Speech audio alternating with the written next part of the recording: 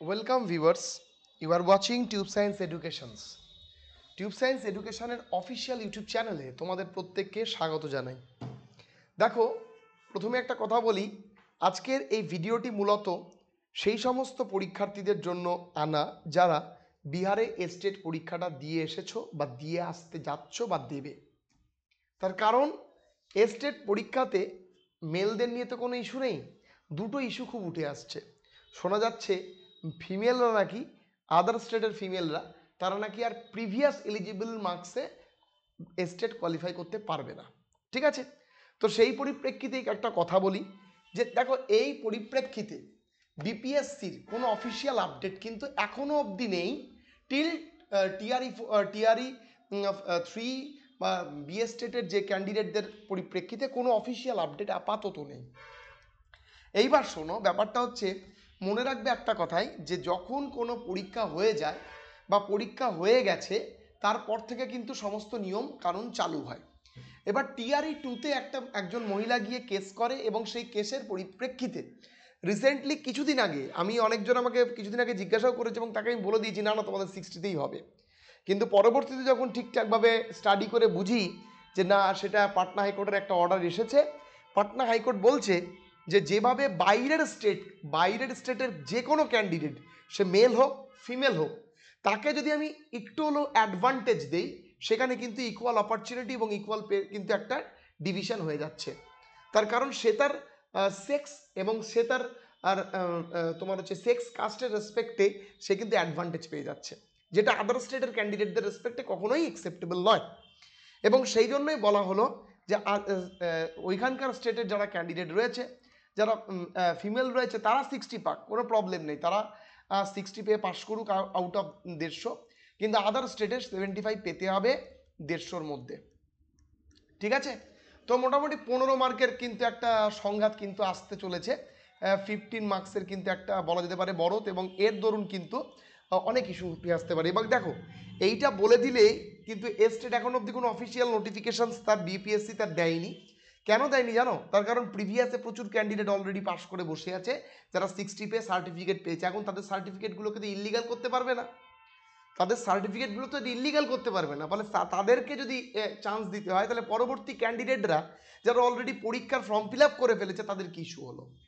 তো প্রচুর কিছু দেখো, এবার একটা কথা বলি, আমাদের বিহারে এমন কোনো স্টেপ বা এমন কোনো কিছু তুমি দেখবে না যে আইনসঙ্গত ছাড়া হচ্ছে। ওরা অনেকটাই রেকটিফিকেশনস করে করে। আর বেশিরভাগ আমি দেখতে পাচ্ছি মানে যে সমস্ত বিহারি চ্যানেল, তারা বেশিরভাগ করেই বলছে যে ডোমিসিয়াল চালু হবে, সমস্ত সমস্ত সমস্ত কিছু নেগেটিভ, যাতে বাইরের স্টেটরা কেউ আসতে না পারে, যে সমস্ত ফিমেলরা 60 জায়গায় 75 পেতে হবে, নাহলে হবে না।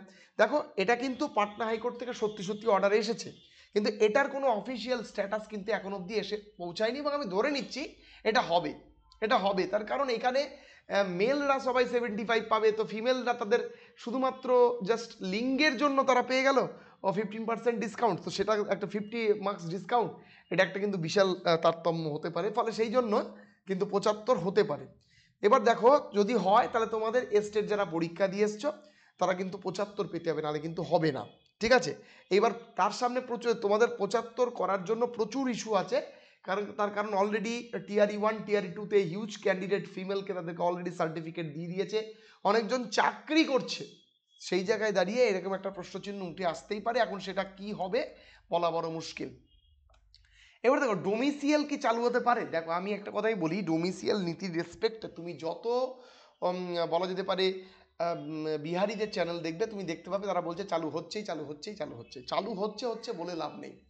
তার কারণ বুঝতে হবে, আচ্ছা ইউপিতে গিয়ে যে সমস্ত বিহারিরা চাকরি করছে তারা কি করবে যদি তারা ডোমিসিয়াল চালু করে? যারা এমপিতে গিয়ে যে সমস্ত বিহারিরা চাকরি করেছে তারা কি করছে, তারা কি করবে? আর রাজস্থানে গিয়ে যদি বিহারিরা চাকরি করে তারা কি করবে? আর এবং মনে রাখবে, বিহারের ক্যান্ডিডেটরা কিন্তু বেশিরভাগই বাইরে গিয়ে চাকরি করে, এটা কিন্তু টিচিং। তার কারণ বিহারে কিন্তু বহুদিন যাবৎ কোনো রকম রিক্রুটমেন্ট ছিল না, হিউজ ক্যান্ডিডেট কিন্তু অলরেডি যে চাকরি করছে, ভালো করে মাথায় রাখবে, তারা কিন্তু চাকরি করছে। ফলে ডোমিসিয়াল নীতি চালু করলে কিন্তু তারাও চালু করে দেবে। ফলে বিহার ক্যান্ডিডেটরা যারা চাকরিরত তারা কিন্তু ব্যাপকভাবে বিপদে পড়ে যাবে। আর মনে রাখবে, এটা আমাদের 16 নম্বর আর্টিকেলস কিন্তু ভায়োলেশনস হচ্ছে। আমি আমি বিভিন্ন চ্যানেল দেখলাম, বিভিন্ন স্যাররা তারা আপলোড করেছেন ভিডিও, তার মধ্যে আমি একজনের ভিডিও খুব আমার ভালো লাগলো, এবং তিনি তার ভিডিও, আমি তার নাম নিচ্ছি না, তিনি 16 আর্টিকেল নিয়ে যে যে ডেসক্রিপশনটা করলেন সেটা অসাধারণ। এবং একটা কথা বলি যে 1998-এ, আমি জানি না দেখা যাচ্ছে কিনা, হ্যাঁ, তো 1998-এ, 1994-এ প্রথম হয়, 1994-এ 8-এ পরীক্ষা হয়, 2007-এ পরীক্ষা হয়, 2012-এ পরীক্ষা হয়। সেই জায়গায় সব কিছুই কিন্তু তোমার ডোমিসিয়াল নীতি ছাড়া ছিল। তার কারণ বিহার ডোমিসিয়াল নীতি মানলে পরে একটা বড় ইস্যু হয়ে যাবে। তার কারণ এটা বলাই আছে according to the 16 number articles, তুমি কখনো কোনো ক্যান্ডিডেট বা কোনো ছেলেপেলে তাদের বার্থ প্লেস নিয়ে কথা বলতে পারো না। ঠিক আছে, ভারতবর্ষের মধ্যে থাকতে গেলে এটা হয় না। ফলে ডোমিসিয়াল নীতি চালু করতে চাইছে কেন বিহারিরা? তার কারণ তারা চাইছে, তারা দেখতে পাচ্ছে যে বাইরের ক্যান্ডিডেটরা এসে আমাদের কাছে বেশি এক্সপার্ট নিয়ে তারা সিট নিয়ে চলে যাচ্ছে, আমরা পারছি না। ফ্যাক্ট কথা, তারা সায়েন্সের থেকে বিশেষ করে আর্টসের ছেলেপেলেরা বেশি চাইছে। তার কারণ তারা দেখছে আমাদের আর্টসের প্রিপারেশন স্ট্রিমেন্ডাস, তারপরেও আমরা পারছি না, বাইরে থেকে আর্টসের ক্যান্ডিডেটরা এসে ঢুকে যাচ্ছে। ফলে তারা ডোমিসিয়াল চাইছে। তারা ডোমিসিয়াল চাইলেই হলো না, টিআরই ওয়ানেও ডোমিসিয়াল চেয়েছিল। এবং একটা কথা বলে রাখি, টিআরই ওয়ানে ডোমিসিয়াল ছিল, এবং পরবর্তীতে তারা যখন দেখে এটা একটা আইনসঙ্গত ব্যাপার নয়, তখন তারা কিন্তু টিআরই ওয়ান থেকে ডোমিসিয়াল উঠিয়ে দেয়, নিয়ে টিআরই টুতে ডোমিসিয়াল ছাড়া করে, টিআরই থ্রি পরীক্ষা সামনে নেবে, সেখানে ডোমিসিয়াল ছাড়া। এবং আমি একটু তোমাকে আশ্বস্ত করতে পারি, টিআরই ফোর, টিআরই ফাইভ সবই ডোমিসিয়াল ছাড়া হবে। তো ফলে ওই মাথার মধ্যে থেকে বেরিয়ে যাও। ঠিক আছে, ওরা বহুদিন থেকেই এগুলো তত্ত্ব উঠে আসছে। আবেগের ওপর ভিত্তি করে কিছু হয় না। তার কারণ সবাই ভারতবাসী যে কোনো জায়গায় যে রকমভাবে তার যোগ্যতা দিয়ে দিতে হয়, সে দেওয়ার ক্ষমতা রাখে। ডোমিসিয়াল চালু করলে সবাই ডোমিসিয়াল চালু করবে। ঠিক আছে, হিন্দি মিডিয়ামে আমাদের পশ্চিমবঙ্গে যে সমস্ত হিন্দি মিডিয়াম স্কুল, সে সমস্ত স্কুলে এসে কীভাবে তাহলে বাইরের ক্যান্ডিডেটরা চাকরি করছে? তো সেটা কিন্তু তাদের ব্যক্তিগত ব্যাপার, অত সহজ হবে না। ঠিক আছে, আর আমাদের ওয়েস্ট বেঙ্গল ছাড়ো, ইউপি, মধ্যপ্রদেশ, রাজস্থান, অন্যান্য স্টেটে প্রচুর বিহারি টিচার চাকরি করছে। তো তারা কি করে চাকরি করবে? ডোমিসিয়াল স্ট্যাটাস একটা বিশাল বড় স্ট্যাটাস, এবং সেটা প্রত্যেকটা স্টেটে নেই সেরকমভাবে। ঠিক আছে, তো এটা একটু ভালো করে মাথায় রাখো, এটা এমন কোনো ব্যাপার নয়।